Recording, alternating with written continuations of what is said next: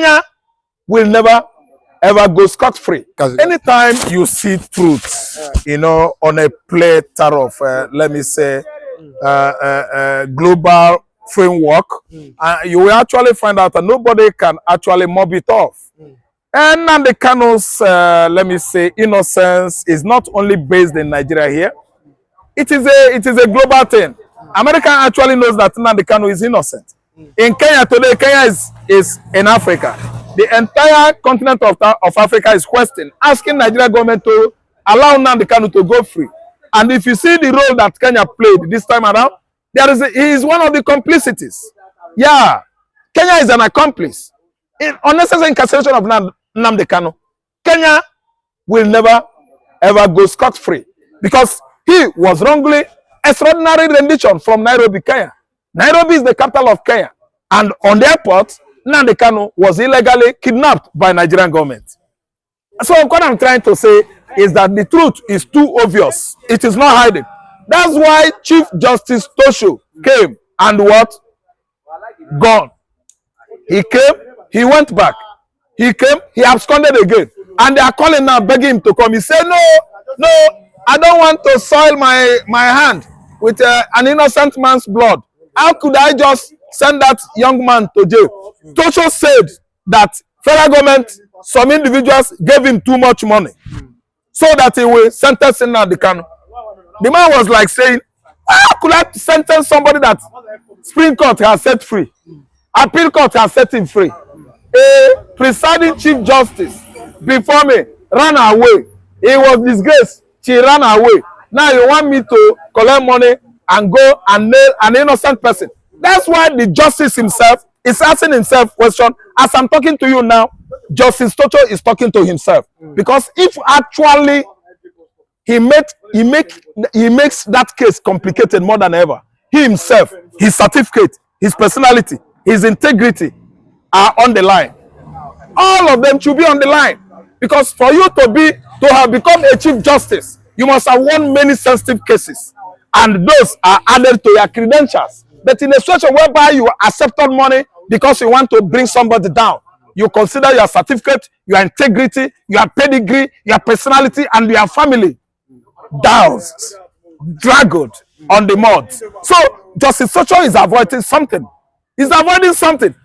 In the legal world, if you mistakenly fail, you can see somebody from either USA or Canada. It must be a justice, it might be a son visiting. They will come visiting because they want to know an erring Chief Justice who has just collected bribe to nail someone that was agitating for self-determination. As I'm talking to you now, currently, the United States, every department of the United Nations organization are all interested on Mazi Nnamdi Kanu's case. Actually, they have known that no law, no angle, area, circle of law, international jurisprudence has ever caught Mazi Nnamdi Kanu culpable. Kanu is not guilty of any offense. He is a man that has actually come out to liberate his over marginalized, exploited people of southeastern Nigeria. He is telling you that since inception of the country called Nigeria, Igbo man has been neglected. Neglected politically, neglected socially, neglected economically. Look at our seaports. We have many high sea in the southeastern Nigeria. None of them is operational. They could not even dredge it. Some are naturally deep seaports. Number one is Calabar. Two is Uyo. And today, we are not having an operational seaport. That's why we are not even asking for centralization, decentralization of our papa. We are asking for Onne to become operational. We are asking for the seaport of Azumili to become operational. But all this should have been operational, only that if we start it, federal government will come with customs and soldiers and start disrupting the activities of the ocean vessels that are carrying in logistics, various cargoes and consignment from Europe and America. They will start obstructing the activities of this containerization process. But let me tell you, time without number. Has Nnamdi Kanu actually told the whole world that the problem the Igbos have today is the Fulanis, the Yorubas, the Hausas, who have been hijacking power, political leadership of the country often and often. Each and every time we had presidential election in the past in Nigeria, who are the people truncating the efforts of the Igbos? The Fulani man. Look at Mahmoud Yakubu. He sworn over by his own Apamu, his own 30s, his own Apamu, that Igbo man will never rule Nigeria. That's why he collected money from Tinubu and bought over Obi's mandate. Tinubu bought Obi's mandate, and they see Tinubu a clueless, incompetent Nigerian president who is not doing anything as I'm talking to you now, but busy embezzling our commonwealth into his own private purse. You see how incompetent Tinubu is. That has actually gone a long way to tell Nigerians that the problem we have today is Mahmoud Yakub, and he is walking freely on the street of Abuja, everywhere in the north, going to what? Mosque. Go to worship who in the mosque? The mosque, who are you watching with Mahmoud? Mahmoud Yakub, you are going to kneel down before who? Allah and Muhammad Abi. After stealing, after doing all manner of, committing all manner of cruelties, cruel acts, you now are going to the mosque to go and kneel down and call Allah Akoba and the Sheikh and Chehu to go and tell Allah in Medina. Is Allah living in Saudi Arabia? Allah that living in Saudi Arabia that told you to rig election that the whole Nigerians voted for their own choice, you still come and deny Nigerians their civil rights. See, the decision took by Nigerians in 2023, right decision, but actually was truncated by who? The umpire INEC chairman. He thwarted that effort and gave us a different right, a different choice, a choice we did not vie for, a choice we did not go for. A wrong choice was given to Nigeria. That's why I'm telling you that this regime of this man, Bola Ahmed Tinubu, still remain an illegitimate regime, a regime that is not at least properly, legalized. Is a regime of illegality because it came on a platform of injustice. No Nigerian has or did ever vote for Tinubu in Nigeria, in Kanu, in Abuja, in Southeast, in South-South, in Southwest, in the Middle North. I'm telling you, Tinubu was a wrong choice. He actually forced himself on Nigerians. And that is why we are seeing all this going on. Nnamdi Kanu was set free by various judges up to the Supreme Court level. Are you telling Justice John Socho not to affirm the judgment of the upper court, which is the Supreme Court? Are you telling him not to affirm the judgment by the appeal court, which actually was in favor of Nnamdi Kanu? On a global platform or framework, Kanu was highly exonerated, vindicated, and discharged. Yet, Nigerian government under Tinubu refused to let go. Kanu is still kept stagnated at the DSS facilities in Abuja. Okay, but according to a YouTube channel called on Today Media, it was like we saw there was a massive protest, and at the same time that Nnamdi Kanu rejected over 250 billion for him to drop the Biafra dedication amidst negotiation which collapsed. They said Nnamdi Kanu rejected 250 billion naira when they were negotiating. How do you think that Nnamdi 250 billion for a nation? 250 billion for a prince of Africa? We cannot collect $250 trillion to trade Biafra. No, Nnamdi Kanu would have not done that. That's why I have trusted him. No amount of money could buy Biafra. No amount of diamond and gold could be traded for Biafra. No, you can't bribe us. Nnamdi Kanu is not alone. We are with him. Kanu is a rabbi, a preacher, a teacher, a Judaistic, let me say, preacher. He doesn't collect bribe. No, Biafra has come. No matter the amount of money, gold, in silver, in diamond, Tinubu and his kinsmen, Tinubu and his cronies, El-Rufai, Bache Tofa, no, that one is late. Abdusalam Abubakar, Mudu Cherif, Buhari, Muhammad Buhari, Shegi Kugumi, all of them, Mamu, all of them, the whole money they are contributing right now, including Kachima Chetima, the man that introduced banditry into Nigeria. No matter the amount of money they are coming forward to bribe Nnamdi Kanu out, but it is laughable. Didn't they get the information or message in the past that no amount of gold, silver and gold, diamond and naira, including pounds, could ever buy Mazen Nnamdi Kanu? Nnamdi Kanu is saying no. They are giving him his flag. Biafran flag is coming. And Nnamdi Kanu should be handed over Biafran flag. Right from the DSS facilities. Why? Obasanjo advised Buhari, don't arrest him, oh, don't arrest him. Oh. Buhari went to arrest him as a result of Igbo hatred, as a result of Igbo abhorrence, anti-Igbo campaign led by Buhari's Omona and kinsmen in the faraway 1966. Yet, he went there and arrested him at the airport. Obasanjo started lamenting. I said, don't arrest him, oh, don't arrest him. No, don't hold him. Oh. Tinubu went there, Buhari went there and arrested him. That one gone. Because Nnamdi Kanu was discharged on bail. Then again, when it matters most, Tinubu, Buhari rolled out military officers, deadly ones, with AK-47 and armored tank. Where were they going? Where these numbers of soldiers they go? They were marching towards the axis of Abia State on getting to the community, Afiaruku community, on the compound of His Royal Highness Igbe Eze Israel, a king in his town. They went there, they desecrated the palace, they killed fowl, they killed chicken, they shot dog, they shot all the followers, loyalists to Mazen Nnamdi Kanu, to the tune of 38 men. Nnamdi Kanu escaped death by whiskers and absconded into Senegal until he came back again after staying 1 year there. He was spotted at the Wailing Wall of Jerusalem, where he went to pray.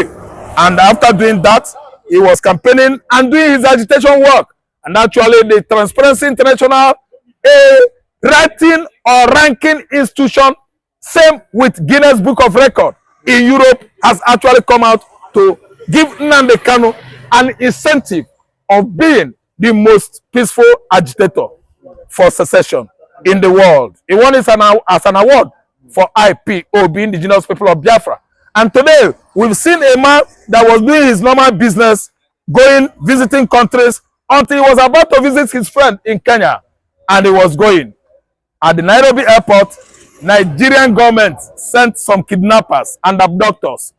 On gunpoint, abducted wrongly Mazen Nnamdi Kanu into Nigerian contraption. And today, we are seeing this mayhem as a result of what actually happened to that young man in Kenya. Today, Mazen Nnamdi Kanu is making headline all over BBC, all over CNN. Mazen Nnamdi Kanu case and the IPOB, Indigenous People of Biafra, they are making headline across Al Jazeera, across Fox, all the giant media houses all over the world. Mazen Nnamdi Kanu is on it. Because why? He is innocent. And how he actually decimated, disgraced, shamed a sitting chief judge, Binta Nyako, doesn't know her right from left on the legal practitioner. Mazen Nnamdi Kanu made mess of her on the courts. And today, we are seeing Tosho. Tosho said no. Tosho washed off his hand, off the case, and ran away. He absconded into no man's land. We don't know Tosho's whereabouts as I'm talking to you now. He has run away. He doesn't want to insult himself. He doesn't want to spoil his certificate. He doesn't want to at least destroy his legal integrity. He has an integrity to maintain, or to at least, you know, to preserve. So this time around, Tosho is no more interested on Nnamdi Kanu's case, irrespective of the fact that they gave him bribe. Tosho was bribed by some people, the Fulanis, the Tinubus, the current politicians in Nigeria, in the southwest Igbo land, in the southwest Yoruba land, in the north, core north. They came out with big money. They gave it to Tosho, the chief judge, Tosho, to nail Nnamdi Kanu. The man said no, not over his dead body. That's it. The report further claimed that Justice Tosho refused to proceed with the trial due to the personal belief regarding Kanu's extradition from Kenya. In Nigerian Federal High Court rejects report of new jurors' withdrawal from Nnamdi Kanu case.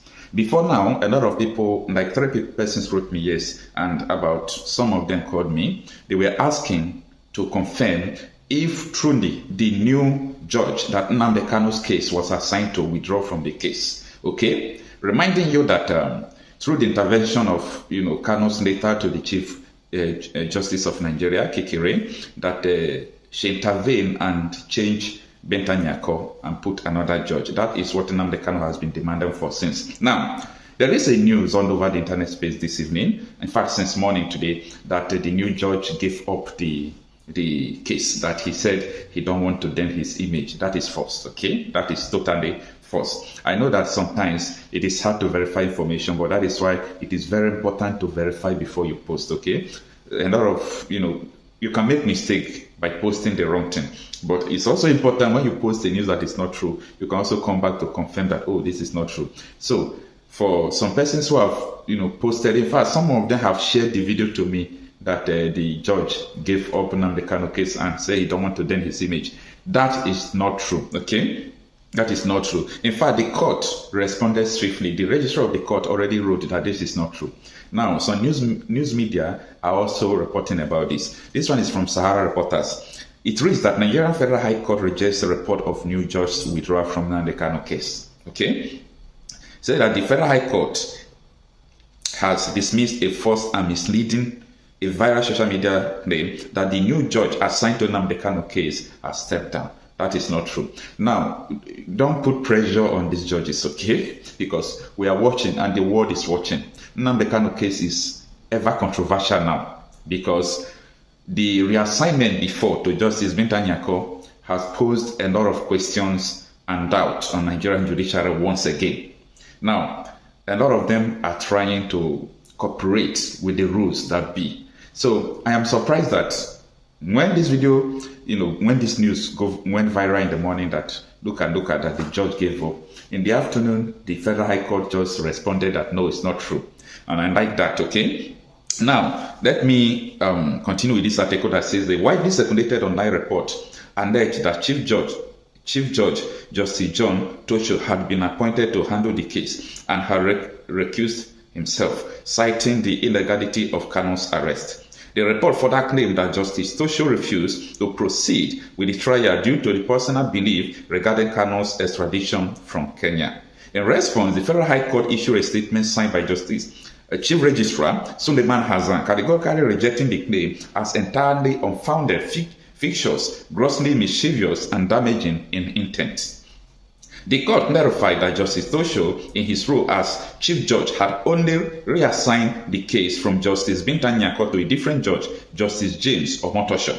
So the new judge of Nnamdi Kanu right now is Justice James Omotosho. Okay? The Federal High Court unequivocally refused the false and misleading report, Hassan stated. Justice Tosho has not stepped down from the case, nor did he make any statement regarding the legality of Kanu's arrest.